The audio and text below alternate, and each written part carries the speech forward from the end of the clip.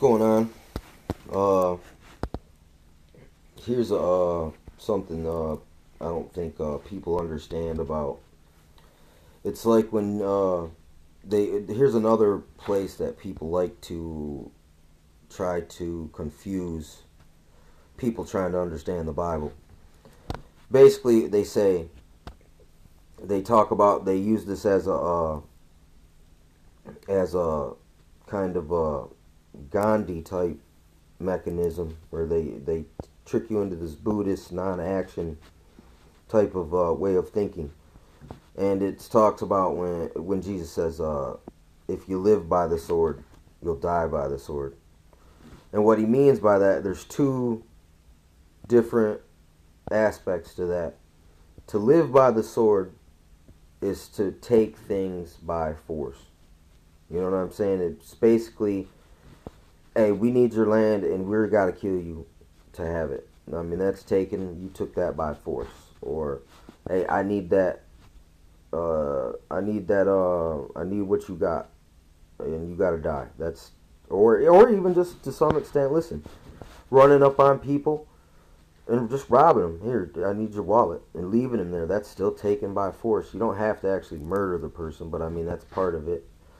And, or even taking things by force. I mean, is even using trickery to rob people, and pimpery. These same things is just taking things by force. Just explore that concept. Taking things by force. Okay, that's living by the sword. And then here's another part of it, is doing violence to people without cause.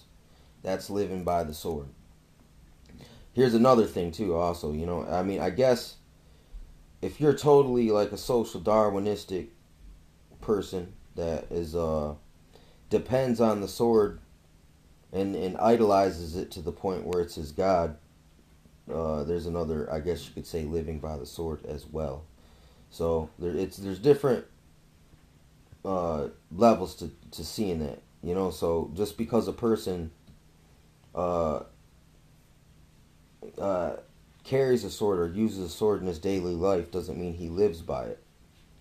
You know what I'm saying? It's the principles in the man's heart that determines the actions of the sword anyway. And if people really understood things, they would understand that. It's the same thing, like they say guns are evil, when no, it's the hearts of men that use them in these situations that is truly evil.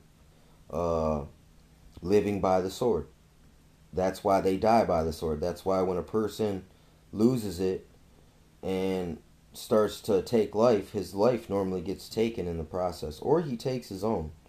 That's another curse of that living by the sword. And listen, I discourage in that. That's the third lie.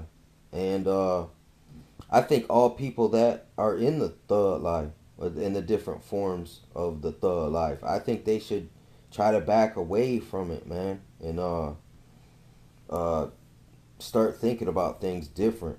You know what I'm saying? And stop aspiring to live by force. I mean, it's glorified these days to live by force, basically. That Nicki Minaj video where it's all Hitlered out. I mean, I see enough Hitlerisms as it is, man. And now they're just rubbing it in our noses, and it sucks. We all know what happened to an extent, And I mean that Rex 84 King Alfred plan explained out. I mean how they kept this the death camp situation. They kept learning and studying it here in America after World War II. So they got this all planned out, man, and that's living by the sword. These are the people that live by the sword. That those that take by force. People that have guns and don't use them to take by force, these people are there's no blood on their hands. They're clean. They're innocent. But somehow, these other people that do live by force are using the other people. They're using their own people because, look, what it is they're trying to say we got to use force against those that live by force when they're the ones, it's really just them that lives by force. And then once in a while you have someone, just someone, uh, just break down. I mean, it happens out here, but I mean, just because a couple people broke down doesn't mean everyone is gonna do the same thing. You know what I mean?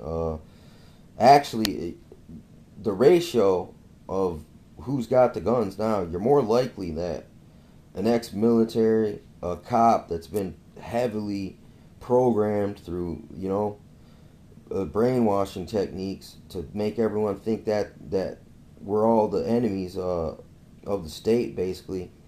He's more likely to have a postal situation because they all got access to the stuff 24 and the big stuff that really, the modified, the military grade stuff. So most dudes off the street, they ain't working with nothing, not like that. So I mean, this is a big it's a big mind game. I mean,